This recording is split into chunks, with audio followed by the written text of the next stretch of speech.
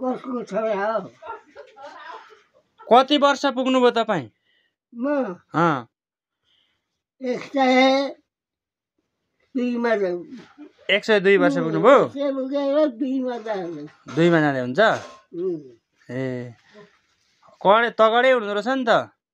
तगडा हुनुहुँदो रहेछ अझै। कान सुन्नुहुन्न? कान सुन्नुहुन्न? ए के सुर्ती खान आँट्नु भएको? सुर्ती खान आँट्नु भएको? सुर्ती